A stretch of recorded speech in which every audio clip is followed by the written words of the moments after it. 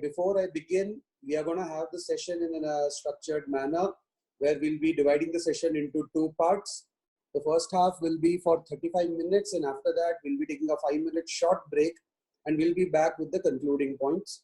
So today's topic that we are going to cover is about where cyber law meets the other areas of law. Now, cyber law has this beauty that in the kind of a digital environment that we are living in right now, cyber law is actually coinciding with many different other laws. And today, specifically, I have chosen a few particular areas of law where cyber law has played a very important role and where cyber law has actually worked alongside those other sectors. Now, these areas that we're going to discuss today will be a continuation of what we did yesterday, that is evidence law, that is the Indian Evidence Act. Then I will be talking about intellectual property and cyber law.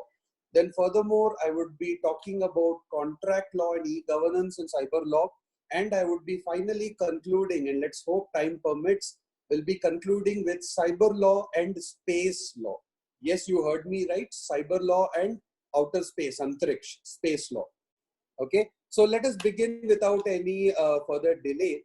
So yesterday we understood the difference between contravention and offense. Now, doesn't matter if it is a contravention, doesn't matter if it is an offense. There is one aspect that we all have to keep in mind, and that greatest aspect is what is an evidence.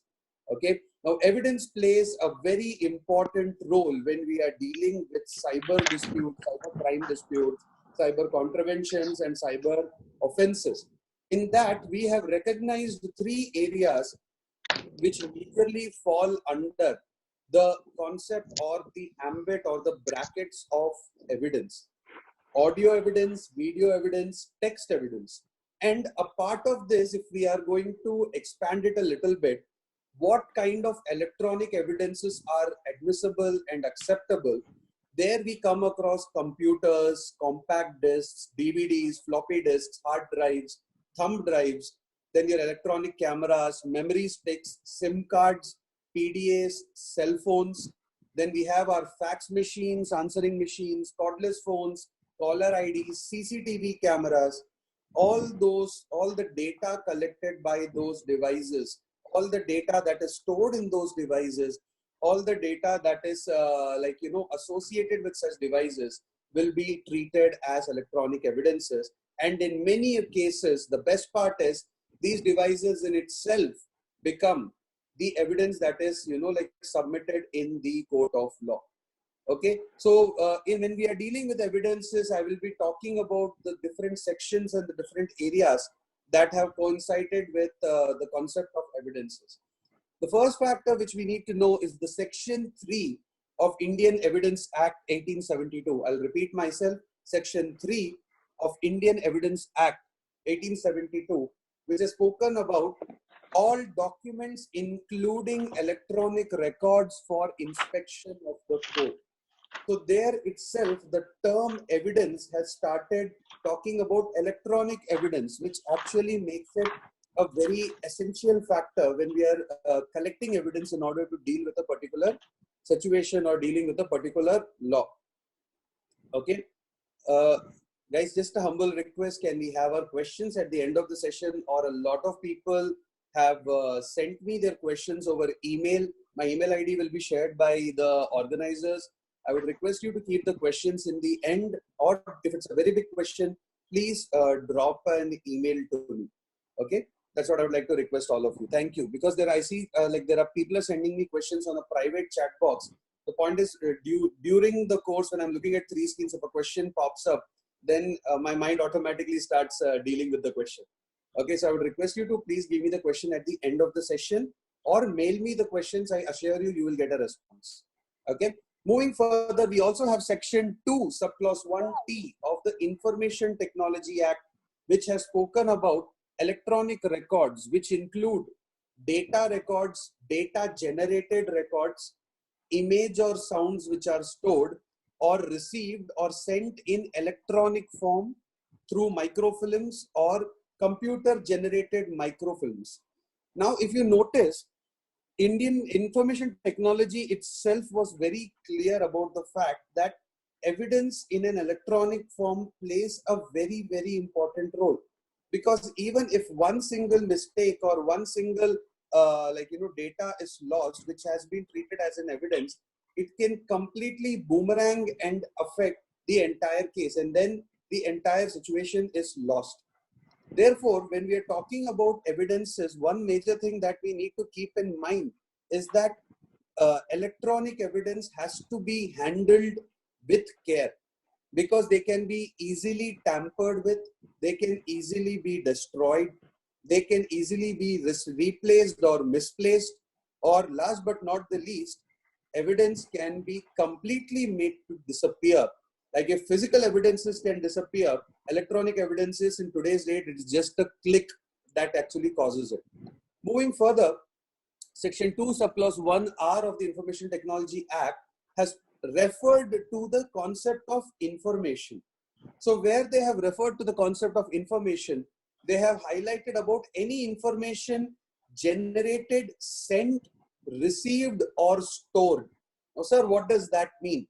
The data that you send people on WhatsApp, the data that you send people on Facebook Messenger, the data that you send people through even your normal SMS is any kind of information which is sent.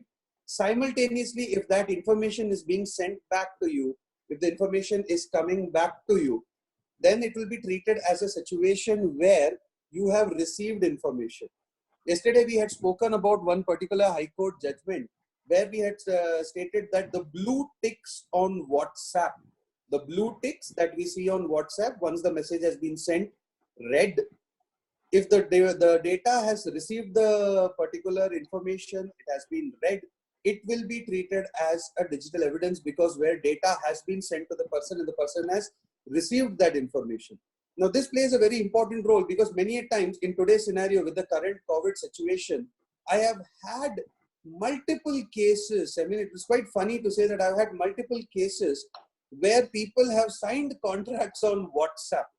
WhatsApp, they have done, they have executed contracts, and they have stated, they have asked me, is this admissible in the court of law? That is, if tomorrow there is a breach of contract, will it be acceptable? The answer is yes, it will be acceptable, because there is a proper offer, there is a proper acceptance, the conditions were mentioned, and many people are sending PDF files, many people are sending Word files through their WhatsApp medium, through their Facebook Messenger medium, or even through LinkedIn, which makes it very easy for us to say that data has been sent and received. So if tomorrow somebody wants to challenge on contravention, or somebody wants to challenge under offense, majorly contravention, since we are dealing with contracts here, but if there is a contravention, this will be an evidence. The fact that the person has received it, the person has viewed it, or the person has downloaded it. Okay. Now, moving further, when there are a few more sections that I would like to talk about. One is under the Indian Evidence Act itself, where we have spoken about oral evidence and documentary evidence. Okay. So when we are dealing with oral evidence, section 22A, which clearly talks about oral evidence as to section 22A of Indian Evidence Act. If you guys are noting it down, please do. Section 22A. It declares oral evidence as to the contents of electronic records are not relevant unless the sanctity of the electronic record produced is in question. Now, why do we say that the sanctity? Ye sanctity kya hota hai bhaiya? What does sanctity have to do with electronic records? Is one major tug of war which has always happened. Now, let me make this very clear to you, that when you deal with electronic evidence, in the last two sessions, is my voice audible? Anchal Chaurasia, am I audible now? Yes, sir, it is audible. It's audible. Anchal, can you please check your connection once, because I think others are able to hear me properly. Just please check your connection once, because others are able to hear me properly. Thank you, Anchal. So when you're talking about the sanctity of an evidence, the most important factor is that evidence can be forged. Evidence can be completely forged. Videos can be created. I mean, there are so many animators out here. They can do any kind of a magic. Photos can be morphed. Signatures can be morphed. That's the reason when we are talking just about oral evidence in particular, if there are recordings, one of the students had asked me that, sir, kya recordings, when we are using recordings, would they fall under the ambit of electronic evidence? The point is, yes, they will, but they have to be checked to ensure that they are proper recordings and not forged recordings. Many times what has happened is people have put forward recordings which were actually done by a third party. It was not an original recording at all. They had mimicry artists doing it. So they had to check the sanctity, because it was felt that anybody could misuse if the law bluntly says that any kind of oral evidence can be used. So recordings had to be cross-checked not once but multiple times. Where we talk about documentary evidence, again we are coming down to primary evidence and secondary evidence. So when we are dealing with primary evidence and secondary evidence, we have section 62, section 63, section 64 and section 65. Section 62, section 63, section 64 and section 65 of the Indian Evidence Act that has come into play. Now let's look at primary evidence. Primary evidence means the document itself produced for the inspection of the court. Secondary evidence means copies made from the original by mechanical process which in themselves ensure accuracy of the copy. Now here is the biggest deal, because many a times what happens is people are scared to put the primary evidence forward, because despite having the primary evidence in place, despite showing the primary evidence to the court has many a times asked as to what is the sanctity of this evidence, or please we would like to leave this evidence with we would like you to leave this evidence with the court. So at that time what people do is people take multiple Xerox copies of such evidences of that document. Many people take multiple copies of those documents. People try to create online copies of those documents. People just scan the documents and keep it. Some of them get it attested by a notary. Some of them get it attested by a gazetted officer. Some of the people, what they do is that those documents, they actually get it attested through the court, so that those documents will have a certain sanctity of its own. Same way, when you are talking about evidence in front of cyber law, this major question comes into play ki whether the document is a primary evidence or a secondary evidence. Many contracts, many executions have been done online. So where many contracts have been executed online, many e-commerce based registrations are done online, the question asked is, what is the sanctity of that? Does that act as a primary evidence? The point is, yes, they do fall under the ambit of primary evidence if it has been digitally signed. I'm repeating myself, if it has been digitally signed. Excuse me. Thank you. So if they have been digitally signed, so that becomes a major factor, because a digital signature or e-signature in today's date has been recognized to be a very proper entity, to be recognized as a legal entity. And where the signature has appeared on a particular document, then that document, the right body, about an original body, then immediately that particular document gains the status of a primary evidence if it is being submitted in the court. Now I'll take an example. For example, let's take trademarks. Today's date, many documents are filed online in trademarks itself. There are a few fellow advocates of mine over here who would agree with me that many documents are filed online for trademarks. Let it be your objection reply, let it be a fresh trademark application, let it be something through the Madrid Protocol, let it be something just for an opposition or a counter statement. So people have asked the app, like, what is the genuinity of this document? The point is, when these documents are digitally signed by either a trademark agent or a trademark attorney, automatically it gains, and that is a registered trademark agent and a trademark attorney. Let me specify this. Automatically that document gains a certain sanctity because it is on the government server. It is on the intellectual property server. So the documents, when they appear, they come with an application number. When cross-checked, it opens the digital evidence database that the intellectual property office is having. Then we come to the secondary evidence.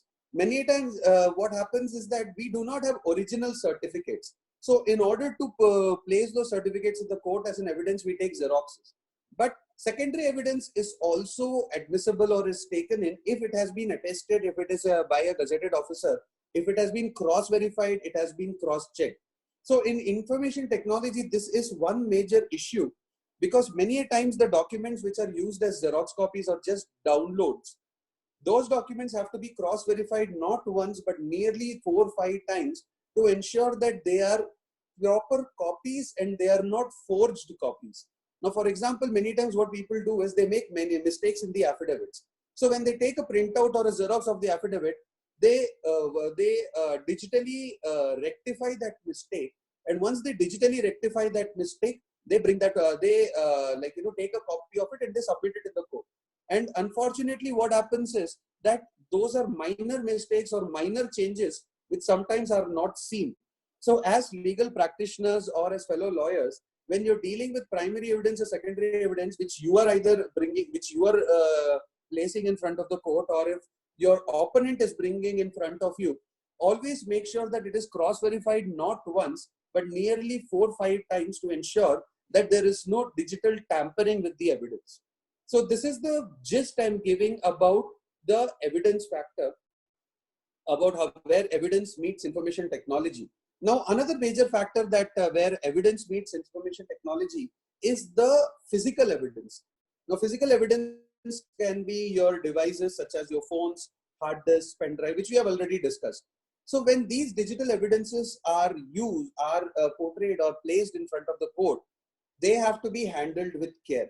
Even during search and seizure of these evidences, if a police is conducting a search and seizure, this evidence has to be definitely handled with care, which is like the most important thing, because one mistake and the evidence is destroyed. If the evidence suffers any kind of damage, then it is a loss for the person who's been the victim.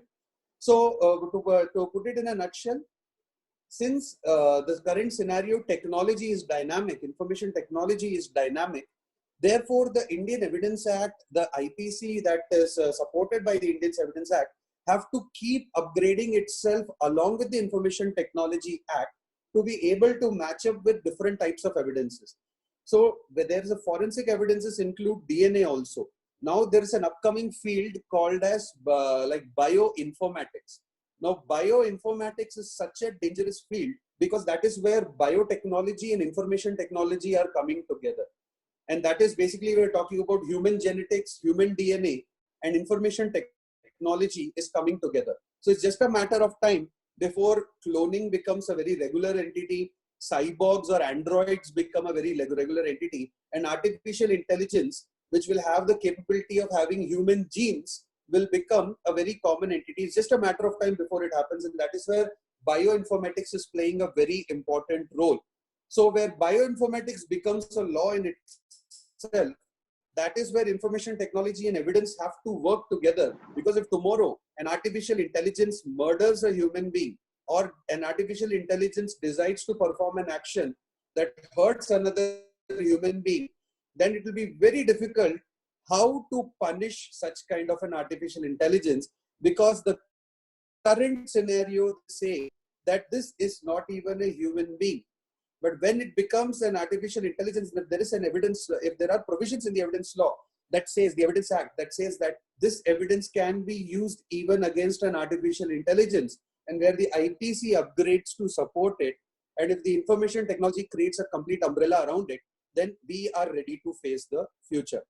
That is about evidence. If you have any questions related to it, drop it on the chat box at the end of the session, or you drop me an email. The organizers will share the email with you. Now, the second area that I would like to discuss with you is one of my personal favorites, is one of those areas where I particularly specialize. It's called as intellectual property rights. Okay. Now, intellectual property rights, as we know, trademarks, copyrights, patents, designs, is one of the most dynamic areas of law, where almost there are so many cases, there are so many changes, there are so many innovations that are coming into play. So if I'm dealing with information technology as a whole, information technology has become a sister law. Now I'm putting it in a, yes, you heard me right. Information technology is like a sister law to intellectual property rights because they both are complementary to each other and they both go hand in hand. Okay, so let me talk about what are the areas where information technology is meeting intellectual property. Now, as we know, let us start with the most basic intellectual property, that is trademarks. Now, as we know, what are all trademarks? Trademark is a name, trademark is a logo, trademark is even a sound, a smell, a taste. Trademark can be a color combination, trademark can be a pattern, and trademark can be even a particular shape of good. Like for example, the shape of, no, it is not design. Thank you for pointing out, it is not design. Design is different when you're talking about shape of goods, which is used for trade purposes. So when you see a particular shape, you know that this is the trademark of a particular organization. That is what trademarks are. But when we are dealing with information technology and trademarks, the first thing that comes into our mind is website. When we talk about website, we are talking about domain names. Now, domain names play a very, very important role. For example, my own domain, www.bhaskaranslegal.com, or my alma mater, ils.in, or my other alma mater, upes.ac.in. They are all major domain names. Okay. So since we cannot remember domain names by their IP addresses like 2.2.102.101.01, we have the name altogether. So there has been a major dispute when it has come to trademarks because many businesses which have existed for a long period of time did not have a website till internet became prominent. So when internet came into being, that is what gave way to creation of websites. But still, many top level businesses did not establish that website. उसके वजह से क्या हुआ? People purchased those domain names on GoDaddy. People bought those domain names. And after they purchased those domain names, when the original owner tried to buy the domain name, they were being sold the domain names at exorbitant prices. Yes, I'm right. They were being sold at exorbitant prices, such as a domain name which could be purchased for 500 rupees was being sold somewhere close to 5 lakhs, 50 lakhs, even 5 crores in very rare cases. So this is called as cyber squatting. I'm repeating, this is called as cyber squatting. Cyber squatting basically means that where a person abuses the power they have to purchase a domain name by purchasing a very well-known prominent domain name and selling it to the original owner at a very large rate or in return of a favor. Now this unfortunately has not been addressed in a very detailed fashion because even today, many top organizations, many leading organizations have this one particular challenge where they are unable to claim, where they are unable to get back, where they are unable to get back those domain names because of the fact that somebody already owns it. So Information Technology Act has made it very clear that please do not have this dishonest intention of taking somebody else's domain name only to sell it back to them. Okay, only to sell it to them at a very exorbitant price. Now, business owners don't have a choice. They'll be like, what am I going to do? I do not have a choice. So when there is such kind of an issue, these have to be immediately addressed with. Now, cyber squatting is one of those examples where we can talk about contravention. Now, people may say that, yeah, I have purchased this domain name. I have maintained this domain name. I have kept this domain name with me for a very long period of time. So why should I, sell it to you without a compensation? So even if you're talking about the maintenance and the compensation, it has to be reasonable. It should not be in a manner that you are just, ripping off the other person. And what is more challenging is the fact that cyber squatting itself, if you look at the definition of cyber squatting, if you look at in the depth of cyber squatting, it clearly says that it is wrong when you're trying to take away somebody else's domain name. That's why, because the trademark belongs, the trademark domain name, let's say www mcdonalds.com or dominospizza.com or dominoes.com. So where those kind of trademarks are existing, they already belong to another person. Those trademarks are already belonging to a particular entity. And by taking away those domain names, you're only depriving them of their intellectual property right. So in my opinion, more than a contravention, this should be treated as an offense altogether. Okay, that is the first thing which I'm going to talk about. Second factor is called as the reverse domain name hijacking. It is also called as reverse cyber squatting. I'll repeat, it is called as reverse domain name hijacking, or it is also called as reverse cyber squatting. It basically happens when a trademark owner tries to secure a domain name by making false cyber squatting claims against a domain name's rightful owner through legal action. Now, there is something called as use of law. There is something called as misuse of law. So people have misused the fact that there are lack of provisions in the information technology and trademark law, and the lack of points which are existing in information technology and trademark law for cyber squatting by going against the principle of cyber squatting. Many people have claimed against top level organizations that they are the original owners of a particular domain name or a particular website. And by doing that, they have claimed that we want that domain name to be restored to us because we were the creators. And like I had pointed out in evidence, if an evidence is forged, and unfortunately, if it is not figured that it is forged, then it becomes a major loophole. It leaves a major loophole in the system itself, where cyber squatting plays a very ugly role between trademark and information technology. Another factor that I would like to talk about are meta tags. Okay, excuse me. Another factor I'd like to talk about are meta tags.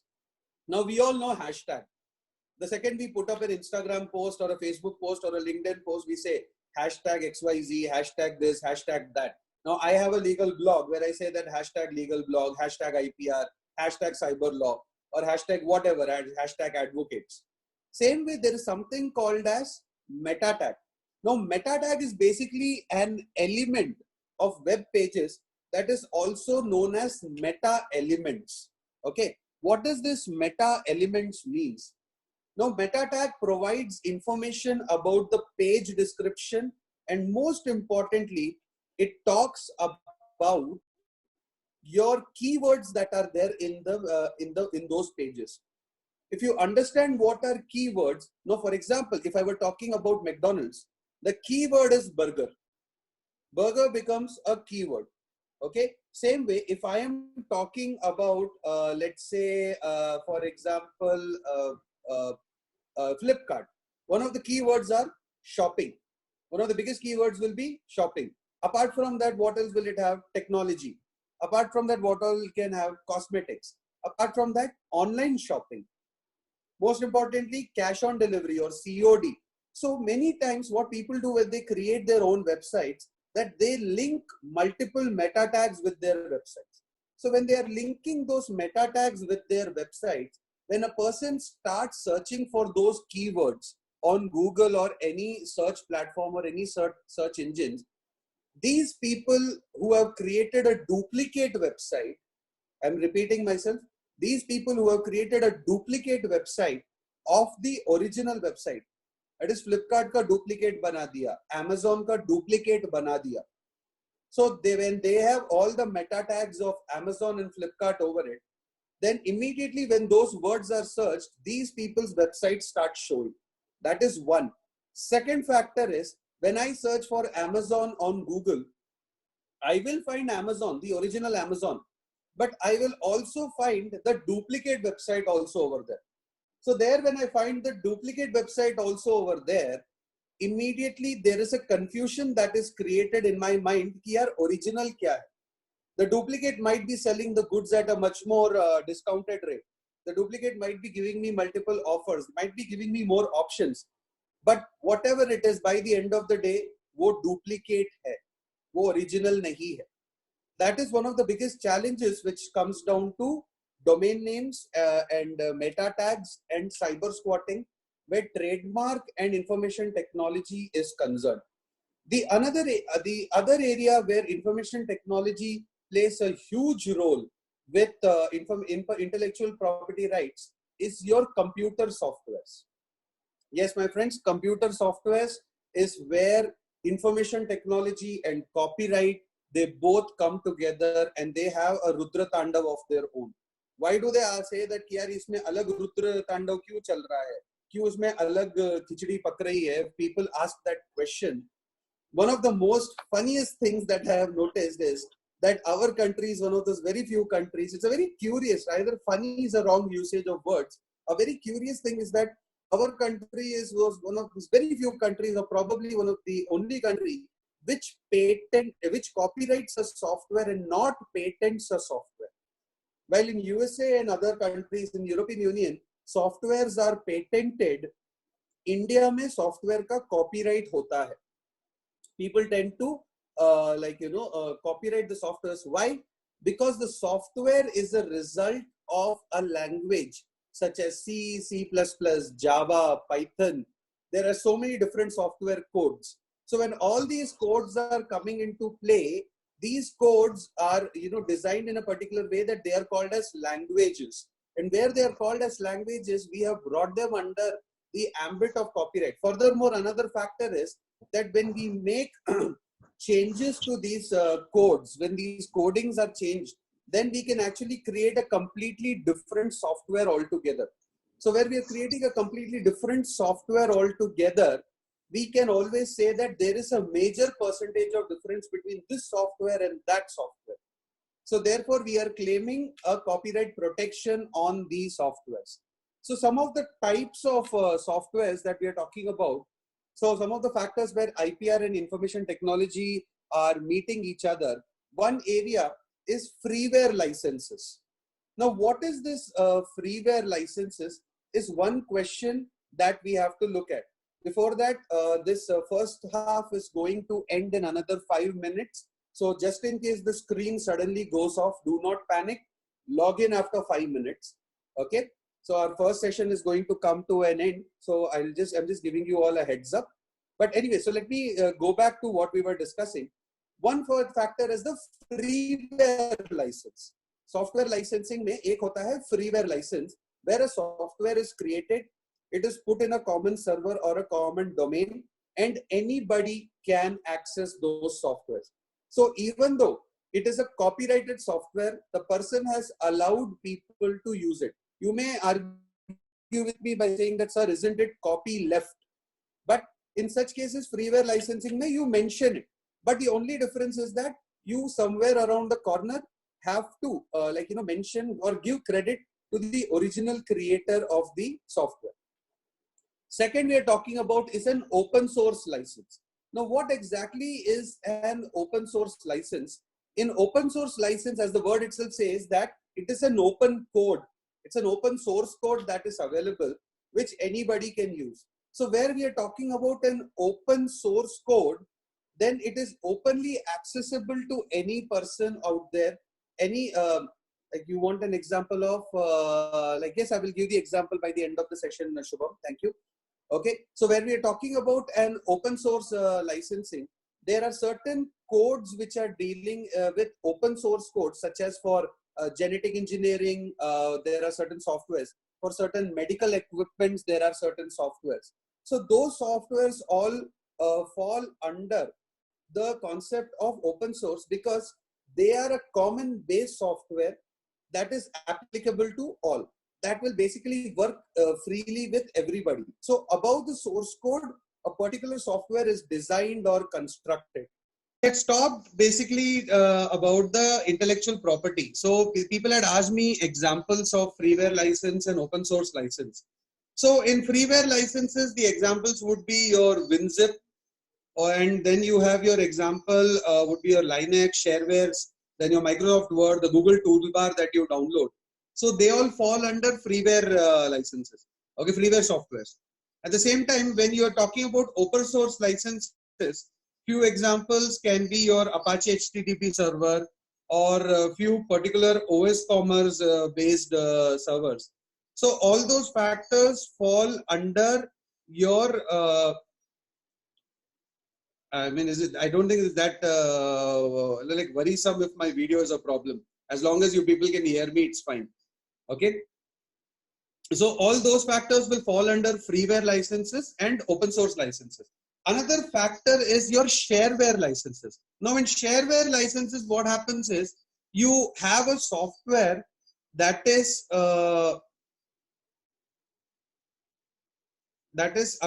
Vivek, I have joined all the 3 links. I can see myself in all the 3 links.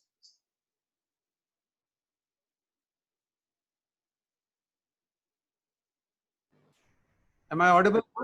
Am I audible now?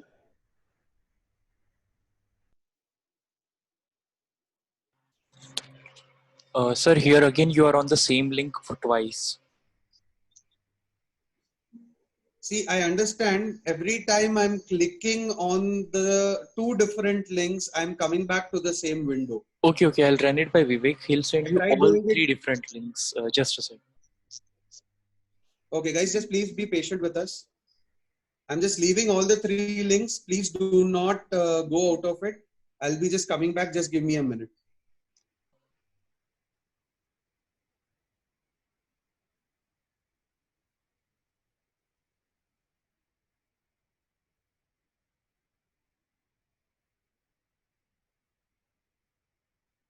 Fall under the freeware licenses. Okay. Furthermore, we have our open source licenses. So our open source licenses, few examples can be your HTTP Apache server is there. Then some of the OS e-commerce platforms are there. And some of the base for building upon your Android, applications are there. They all will fall under your open source licenses softwares. Then you have your shareware and demoware. So when we're talking about shareware, that is basically try it before you buy it. Meaning that you basically take a software, you use it for a period of time with all applications, full functionality. And once the time period has lapsed, you have to make a payment or the software stops working for you. Then you have something called as demoware. Demoware is basically the scenario where you are only seeing a sample of the software. Not all features, only a sample of the software is what you're looking at. And once you're looking at the sample of the software, then if you want to use the full software, you have to make full payment for it. For example, you have Adobe is there. Then you have your Nitro Pro is there. Then you have your Corel Draw, where unless and until you make a full payment, you can't completely use it. Okay, so this is where copyright majorly meets information technology. Another factor that falls into information technology and copyright is about what kind of data you are playing, what kind of data you are actually portraying. For example, that they place on the online forum, the most important factor that has to be looked over here is, like, do they have the rights to play them? And if they are able, if they have the rights to play them, then comes the second question is, it's not just about the rights, we are also talking about, it's not just about the rights, we're also talking about the right to actually have them on your particular server or websites. Okay, so basically when we are looking at torrents, many times we download torrents, through torrents we download movies, we download we download movies, we download softwares, unlicensed softwares, we download videos, we download songs, we download image books, ebooks we download. When we do all that shady things, as I call it, the biggest challenge that comes about on our side is the fact that by the end of the day, we are violating intellectual property laws and we are violating information technology, because what is basically the intellectual property of another individual is being illegally placed online, which people are illegally downloading and using. Excuse me. That is where IPR, and these are the areas where IPR and cyber law meet each other. Now moving further, excuse me, our next point of discussion is about e-contracts and e-governance. Okay, so let me begin with e-governance. Under e-governance, we have online income our online railway ticketing booking. Then our foreign trade is there. Then certain RBI applications are there. Then national e-governance certificates are there. Service gateways are there. Then we have our trademark offices there online. And we have our company formation is being done online. So when all those factors come in, they are e-governance. Technically, I would not call them a contract, but there are many parameters of the contract law that are, like playing a very important role when you're dealing with e-governance, because that is where information technology majorly meets the other areas, and especially it meets, the contract law, it meets RBI guidelines, it meets company laws. So there, like for example, if we take Section 4, it clearly of Information Technology Act, Section 4 of Information Technology Act, which clearly says that we need to recognize electronic records, and where electronic records need to be majorly maintained, electronic records need to be managed, electronic records need to be used for evidences, used for processing somebody's profile, used for processing certain regulations. Then in such scenarios, electronic evidence will be treated, these electronic records fall purely under the ambit of e-governance. Okay. In many cases, like for example, I remember there's this one particular case where a person had to fill up a form, but he could not download the form. So what he did, he took a screenshot of that form, and that screenshot was shared with a particular individual. So that individual, since the phone was a high definition phone, the person filled up the form through the screenshot itself, where they brought in Photoshop and your Adobe Acrobat together. And the form was filled and submitted, and surprisingly, it was accepted because it was just a form. But when we are dealing with screenshots as a whole, if the screenshot is not a tampered screenshot, if it's not a forged screenshot, if that screenshot has not been crafted, then it purely becomes an evidence, and it can fall under the regulatory framework. It can completely fall under the documentation aspect. Okay. Another factor that we are looking at are your e-contracts. Okay. Now, e-contracts are also extremely important, because there's Section 10A, which talks about Section 10A of the Information Technology Act, which talks about validity of contracts formed through electronic means. In the beginning of today's session, I had spoken about the validity of WhatsApp, where people are sharing data. So where we are talking about sharing data on WhatsApp, such as if a contract is being executed on WhatsApp, a contract is being executed through emails, confidentiality agreements are formed through email. When all those factors are coming together,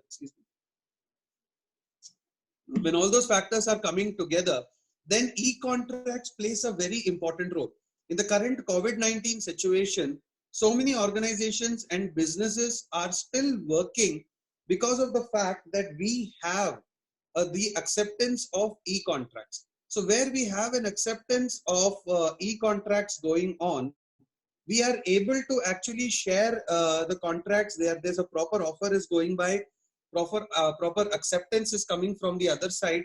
And once there is a proper acceptance that is coming in from the other side, then it is treated as a valid form of contract.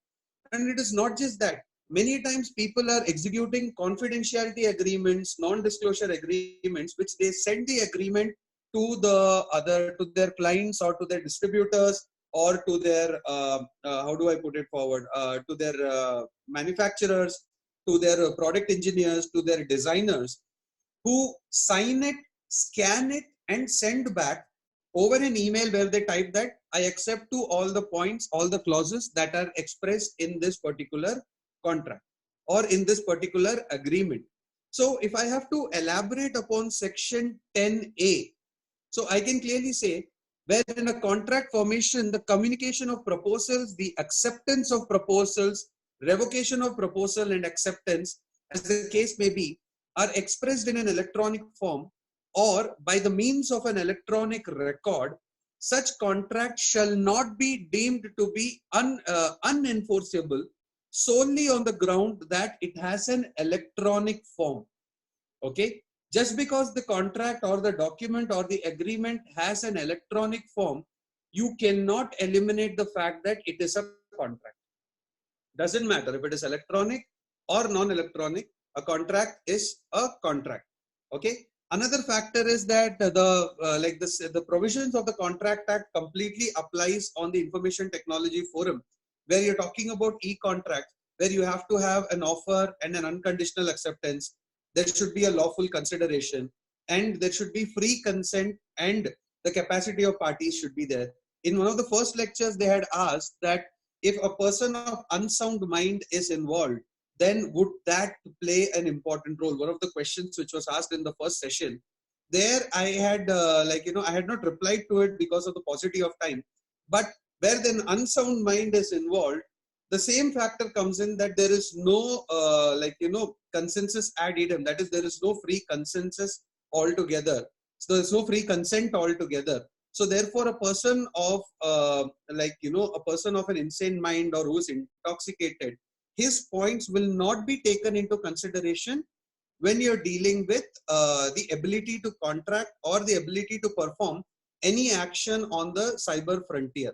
So in short, I have spoken to you about where contracts meets information technology. And in today's modern day scenario, contracts, e-governance, maintenance of electronic records are some of the most important factors on the corporate front, where contraventions can be filed, where you can challenge them in front of an adjudicating officer purely because of the fact that there is a contravention.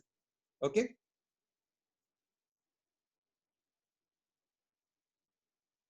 At the end of the session, yes, Vaishali, I'll do that at the end of the session. Thank you.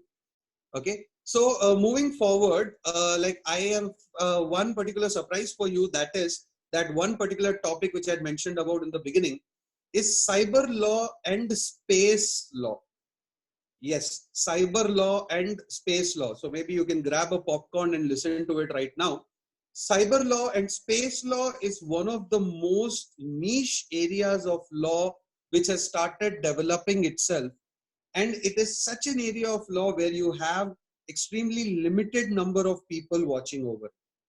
Why? Because not many people know as to how a space law needs to be governed. Now, India in itself has been a part of something called as the Outer Space Treaty. We have the international space laws. We have the Moon Treaty.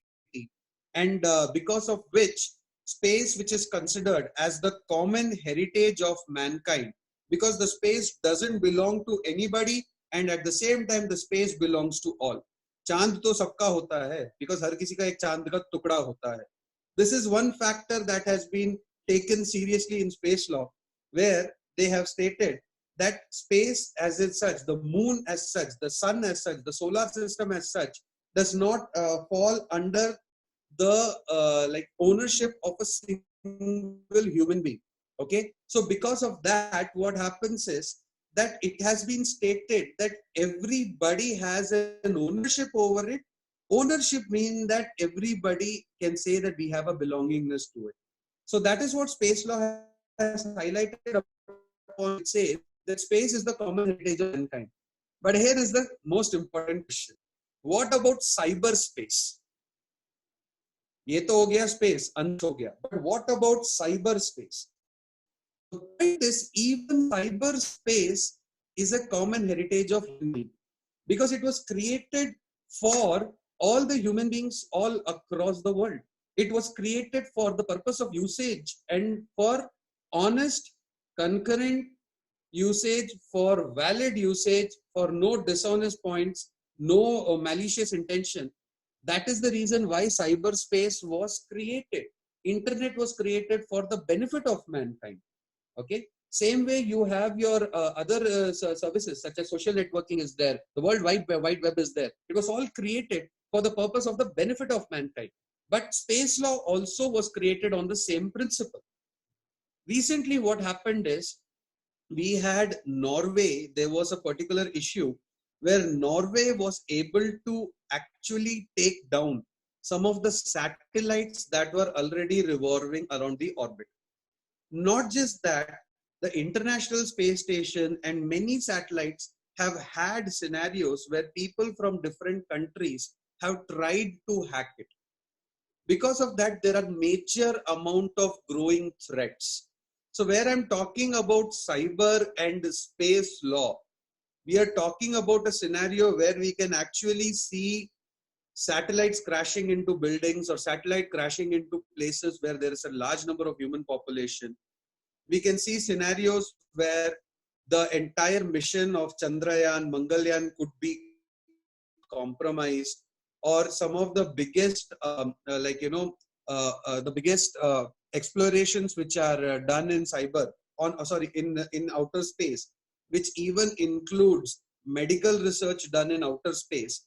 All that research data could be accessed by misusing the cyberspace. So that is where cyber threat has actually met space threat. We are not talking about a scenario where cyber will do good. The actual factor where the law has met space law on the cyber frontier has been through the threat that can appear. If tomorrow a satellite is weaponized and it is kept in outer space for the purpose of security, one wrong hack, that entire satellite can be utilized to obliterate an entire nation, to hurt people.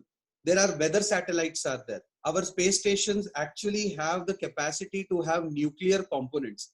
So any kind of a cyber terrorist attack is enough to destroy a complete nation just by misusing those satellites. And it's not just misusing the satellite. There are so much research that is done in outer space, which is again the common heritage of mankind. But that research is not openly shared with everybody. Reason being that there is a fear of misuse. Now, in cyber law, we all, in the last 2 years, we have spoken about breach of data, stealing data, misuse of data, or scenarios where data can be used in a manner against mankind. When such of a scenario, when such kind of a situation is created, the entire space can be compromised. Without a space law regime, without a proper space law system, which has provisions pointing at information technology, and the Information Technology Act in itself having provisions pointing at exploration and research in space. Now, exploration research in space has been tied up with intellectual property where patents are coming in. It has been connected with evidence and Indian penal the penal provisions.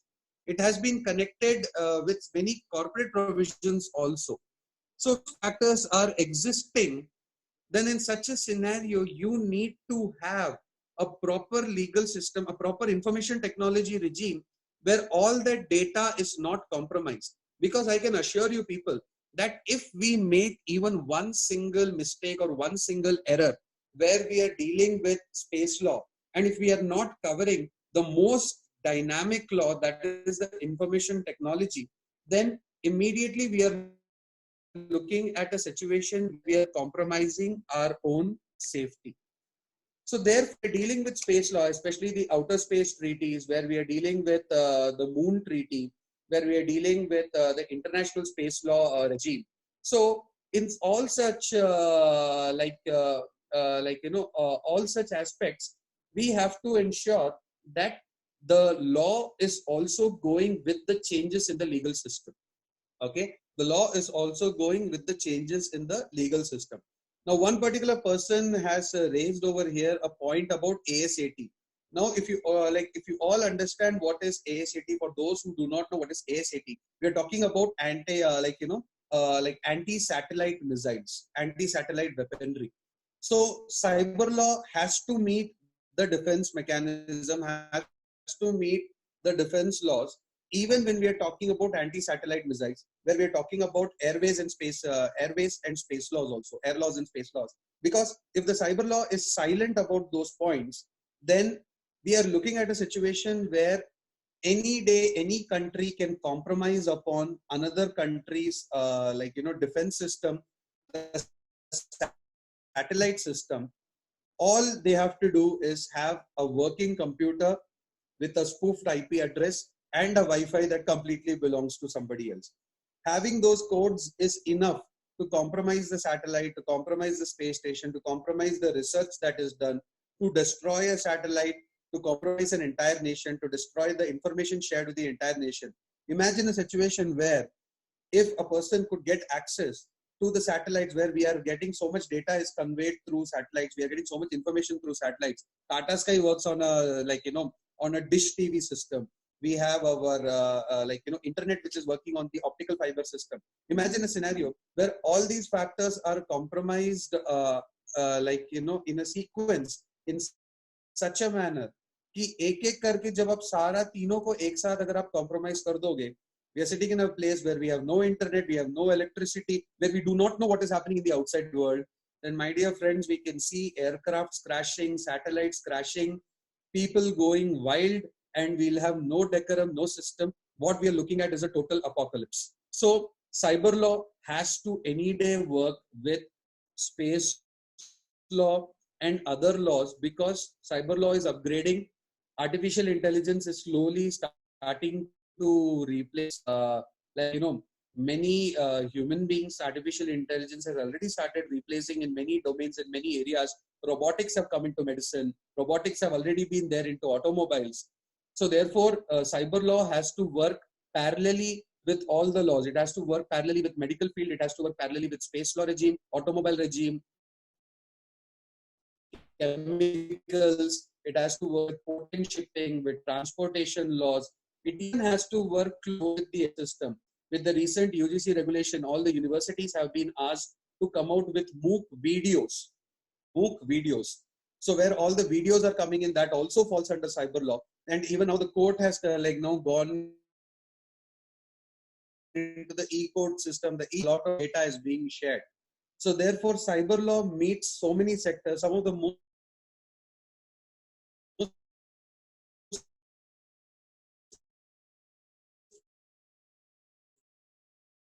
basic sectors are in the Dropbox. We have 8 minutes to go. I would love to answer your questions. So we have one particular question. Let us start with Vaishali. Vaishali, you have asked about, can you please explain about screenshot as an evidence? So many times what we do is that we have taken screenshots like on our phone and we show it as an evidence. Okay. Now we do not know the authenticity of the screenshot. Okay, I'll be coming one by one, guys. Please don't bombard me. I'm just coming one by one. Let me answer Vaishali's question first. Okay, I have seen Vaishali has asked the question over here. Debarki Chatterjee has asked the the question over here. So, so the first point that I would start with is that if we have a situation or a scenario where we have taken a screenshot of a particular image or a particular chat and we are keeping it in front of the court, there are software tools when it is investigated upon. So there are software tools that can determine if this screenshot is authentic, because many times people take a screenshot and they manipulate data and they put it back. We have so many experts who can manipulate screenshots, which they can, play a very, a crazy role upon it. Okay, so answering your question, Vaishali in particular. So, if screenshot is brought into an evidence, you have to check the authenticity of that. Another question is Arvind Rathod, how a layman can distinguish between fake and original domain name, like you gave an example of Flipkart. See, where you call a person a layman, then that person is bound to get into a situation where differentiation is very difficult. So, where you are talking about a fake or a domain name, it is always advisable to cross-check not once, but at least twice or thrice whether you have entered the right domain. Because there is facebook.com, there is facebook.com, there is flipkart.com, or there is flipkart.com, flipkart.com is there. There is amazon.com, or it is amazon.com. So all kinds of different domain names are there. So people have to check the domain name once or twice before entering. Okay. So then we have another question. What is the authenticity of video recording during a sting operation as an evidence?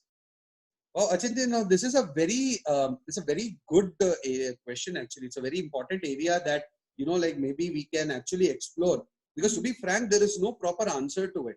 So during a sting operation, if a video has been used, now the question is, are you using the video to make money? The video is purely on the purpose of creating an evidence, right? So anything kind of a sting operation where a video has been recorded as an evidence, then you actually have to go a little deep into it. Okay. So we have another question on the third screen, which says, how would be the change in cyber law considering the shift from offline to online in so many walks of life, from Nawaz Dordi? So what would be the change in cyber law considering the shift from, see, when we are shifting from offline to online right now, okay, we are actually looking at a major transition in the dynamic environment.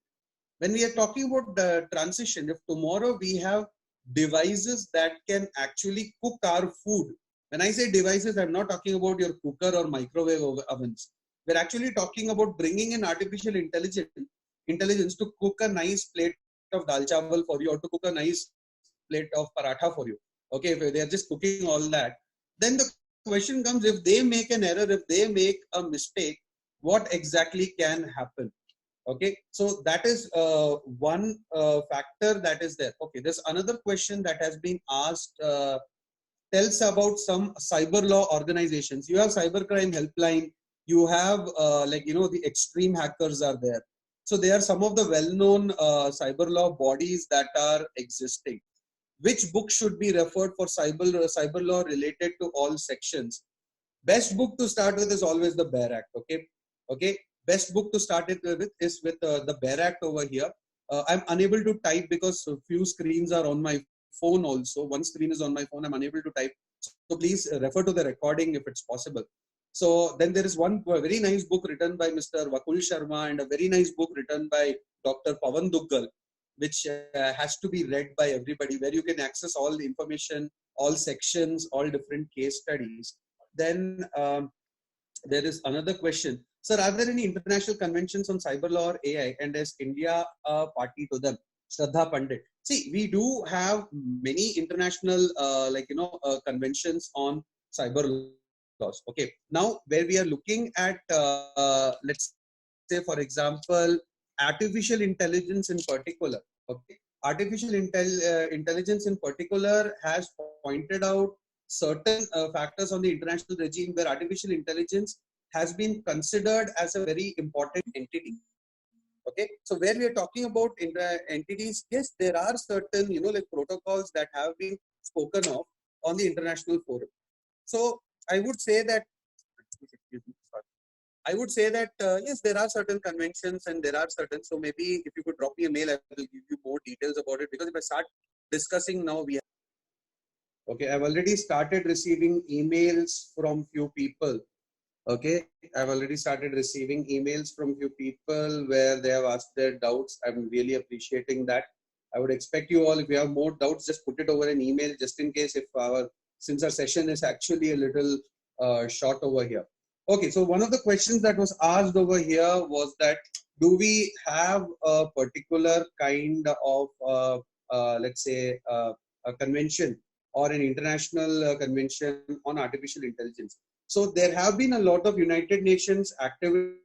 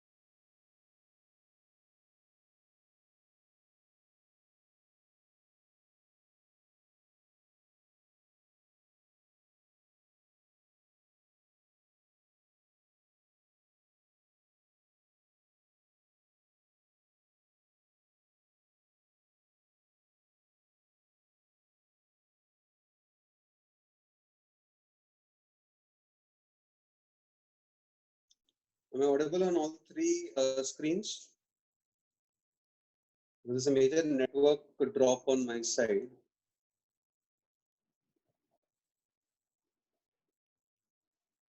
Audible here. Okay. What about this side? Shivangi, yes, audible. Great. Thank you, Shivangi. Okay. And what about the third screen? Can I just have a response on the third screen? Okay. Ashlesha ji. Okay. Okay, guys. So where were we? I think we have lost. I mean, since I'm again, I think I'm losing the questions every time the chat is. 1 second. Okay, so Deep Madnani, you have asked primary law in India with respect to cyber law is Information Technology 2000. However, the technological advancements are made every day in minute. Can you please give your views on the same? See, like I said, that we are living in a dynamic front where the cyber law needs to be amended from time to time. Okay, it's cyber law is something is as much. It's just like your information tech, like your income tax act here, because the income tax act keeps getting amended from time to time. Then after the GST regime also came into play, so there were काफी changes in the taxing laws. Same way, the information technology also needs to be. If the technology is getting upgraded so much, then we need to have a law that keeps upgrading the technology, the technology laws from time to time. Because without doing that, we are looking at a scenario where we cannot actually sustain ourselves without having those laws in our favor. Okay, so taking another question. Okay, that's not a question. Somebody is asking for an attendance form, Vivek. Maybe if you could help them out. Yes, Sashank, I'll ask the organizers to share my email ID with you, Sashank. Okay. Okay, so we have another question. There are many donation websites which are services for the cause. How will we get to know which sites are fake and which are not? For example, there is one Revital Donate Iftar plate in which we have to pay online for the plates. Now, like I said, HTTPS. Okay, Rubina Biji. So, there is the point of seeing whether it is HTTP or HTTPS. That needs to be seen. Agar HTTP hai, to you know the site is not secure. If it is HTTPS, then the site is secure. And if you feel that the site is a little shady, then immediately have report it to a cyber security professional just to check if it's a secure site and if the site belongs to a legitimate owner. If that can be done, then you can determine whether you can actually make any kind of payments or when you do any kind of a monetary transaction in that one particular particular website. So we have another question. Why is it not allowed on applications like Hotstar to take snapshots? Okay, it's a very nice question, Bhargav.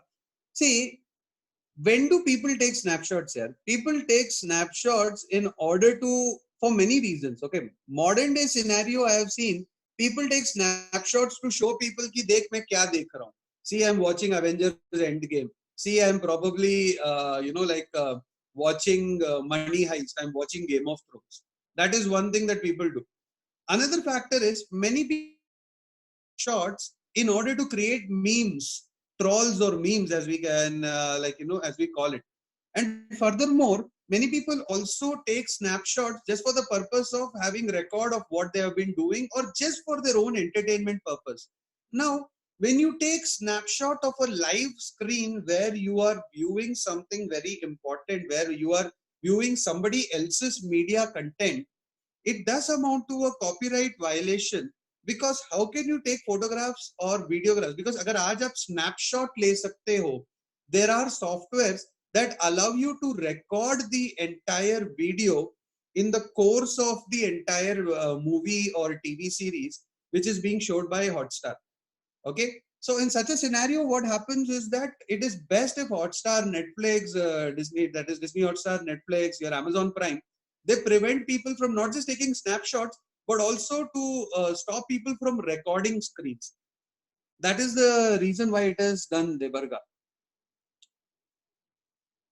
Kunal, you have asked a super detailed question where it is related to. So, Kunal, can we take your question over email? Okay, because it has a very detailed answering and we do not have that much time. And there is another brilliant question that has been asked from Rohan Agarkar. They have asked about cryptocurrency.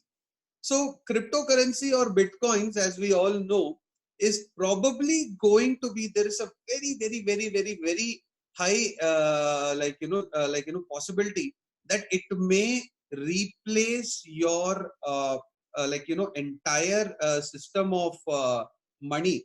Because right now we are having our Paytm, we are having our GPay, which is functioning alongside your RBI regulations, which is functioning alongside your it is functioning alongside your bank account. But once cryptocurrency comes in, cryptocurrency is like gold. The value can shoot up, the value can fall. It is like share market. The value can go up, the value can fall. So when such kind of a scenario is created, then cryptocurrency does not have a law to govern it. Okay, it actually does not have a proper law to govern it at all, which puts it in a very vulnerable position. And why vulnerable? People can use it also, people can misuse it also. So I myself know certain software engineers and cyber security professionals who have very much worked really hard on data mining, or as we call them as Bitcoin mining. So where Bitcoin mining has is playing a very important role. Cryptocurrency has its value can suddenly shoot up and suddenly fall. Like when bitcoins were actually first introduced in the market in a manner where people started paying a lot of attention to bitcoins, one of the biggest things that happened is the value was tremendous.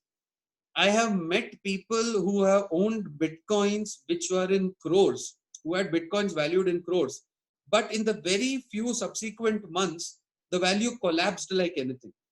It is not that we cannot create a regulation to handle cryptocurrency.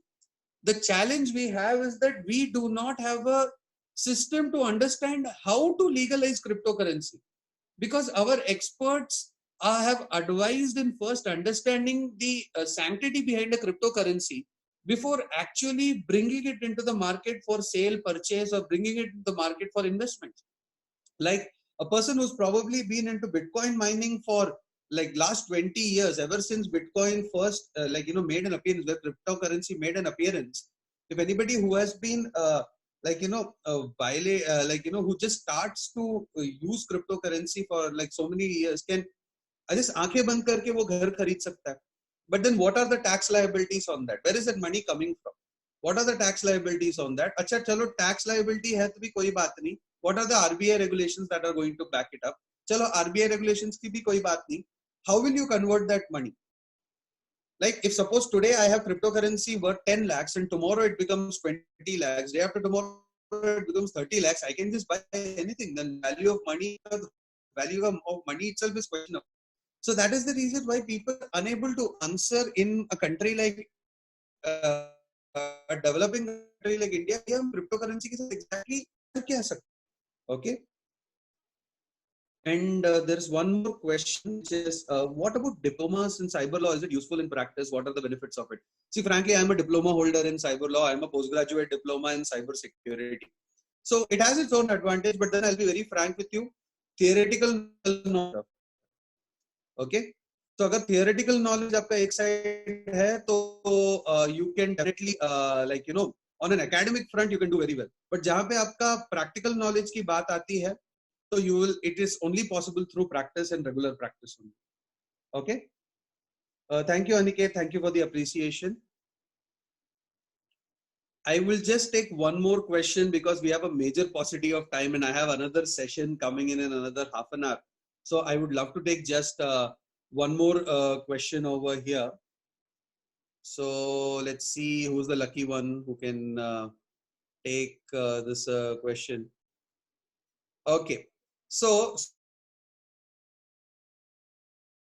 Subhash, does printing this in hard form for self-use consist of copyright violation? Also, Amazon pays for making audiobook. Does it also violate copyright? Okay, very nice question, Subhash. First of all, when it is a free ebook and it is for self-use where education has already come into play, it is not a copyright violation. So bindas download karo, print karo, ghar pe baith ke padho. The second you start selling it, that is where the problem begins. Now your second part of the question, also Amazon pays for like making audiobooks. Does it also violate copyrights? Yes, it does violate copyright if the permission is not taken from the author, but where a permission has been taken from the author and the author has allowed it, then it is not a problem to have audiobooks for those particular kind of books. Okay. So with this, I'd like to conclude today's session. It has been a great 3-day session with all of you. I'll request the organizers to share my email ID and my website. I'll once again request you all to follow Tathya Walk the Law on Facebook, follow Tathya Walk the Law's website, follow Tathya Walk the Law's Instagram page for more updates and more sessions which are going to come in the future. And also, I would request you all to follow baskarinslegal.com, www.baskarinslegal.com, if you want to get in touch with me. And I would like to again thank, in particular, Shreyas. I would like to, thank Vivek.